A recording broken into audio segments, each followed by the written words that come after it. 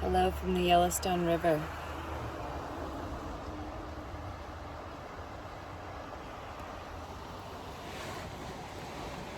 What does sovereignty mean to you? It's a word that seems to be coming up a lot lately, and it's something that I've been thinking about. And this idea of actually being sovereign in yourself instead of looking for other people or circumstances or things, but for me at least, especially people, to complete you. And I've come to the realization that that is this subconscious thing that I've always done, that I've always had, this idea that I need other people to complete me, like especially a partner, I'll be happy when, and even just like sort of imagining collaborating, working with this person in like my career, my life in a way, like can't take off until then, until I have this, until I'm complete. And I feel like as long as that's our objective, for someone else to complete us, it's sort of doomed.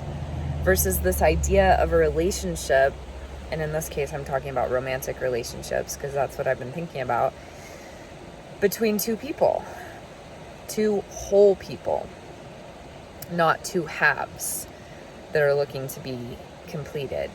And it's like, things are just a concept until you can start to feel them as real. And lately,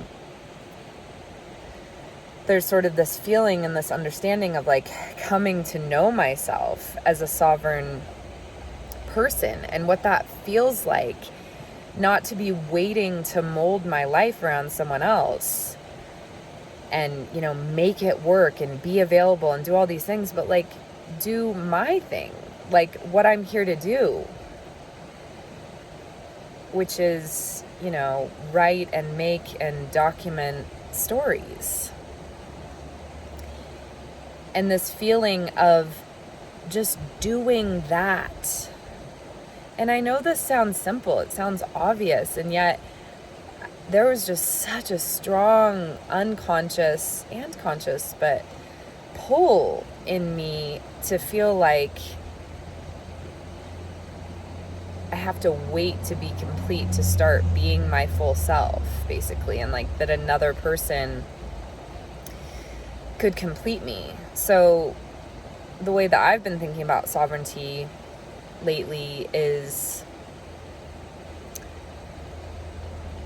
being on your own sovereign path. And maybe like that sacredness is that much more when two people cross on their sovereign paths. You're not looking for someone or something. You're on your journey and you cross paths with someone else who's really on theirs.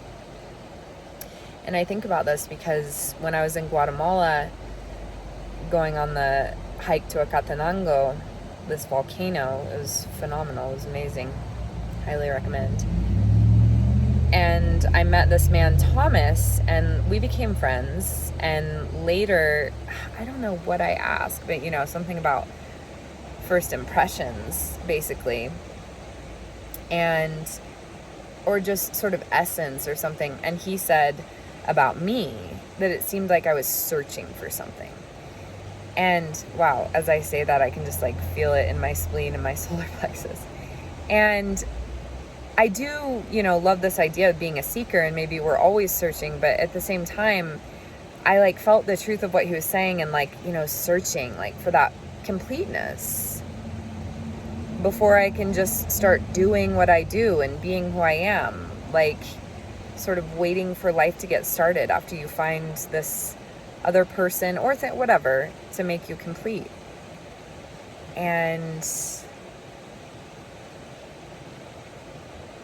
when we really focus our dreams on ourselves too, I think a lot of times we realize we have huge dreams and we wonder if we can do that. And I wonder, at least then,